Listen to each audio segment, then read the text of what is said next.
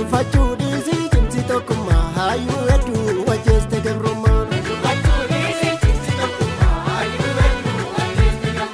Hayyuu yoo du'e hafuura dubbata seenaan hin baddu dhaloota fudhata. Akka hormaa taane maa wal cabsina sabni gadaa hin qabne nu nyaaru salphina. Adawaa ragaadhaa keenyuma lolee sagal kumaatama halaalatti kolee. Hakama maasaa bukkee cabsa dhagaan gingilchii facaasi maaliif ol makaa. Hunda sileellisa bayii calaqqisi tokkummaan kan kee gadaadha gabbisi. Gadaadha gabbisi dhugaan calaqqisi gadoomi mirgisi gamaa gamannisi. Gadaadha gabbisi dhugaan calaqqisi gadoomi mirgisi gamaa gamannisi. Gadaadha gabbisi dhugaan calaqqisi gadoomi mirgisi gamaa gamannisi.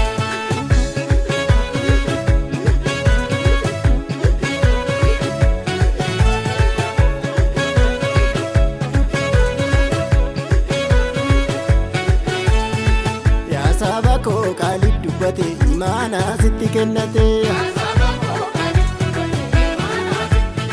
Yaa saba koo hayyuu tuffate imaana sitti kennate.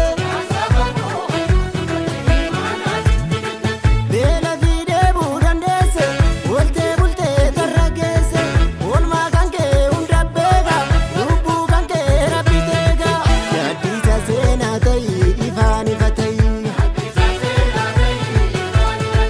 Gaaddisa seenaa ta'i tulluun jinne ta'i. Horiyaa hortuu mortuuf gobattuu galgalan toltu. Dagachuun qabnu godaannisa kaleef sirna shiraa. Raagaa fi raadduu gaafa dhufa loon bira jira. Sirna gadaatiin bulaa lammiin koo hin qabu ishee. Gara laafummaan keessiin tolle jibbaan si hubatu. Dheebotee dhuga bishaan si kadhatu. Aannan heettuudha si mataa keessa si ba'a. Tuni biyyaan taatu buqqisi hundeetti kuffisi shira jala. Shira shara buqqisi jala. Shira shara buqqisi jala. Shira shara buqqisi jala.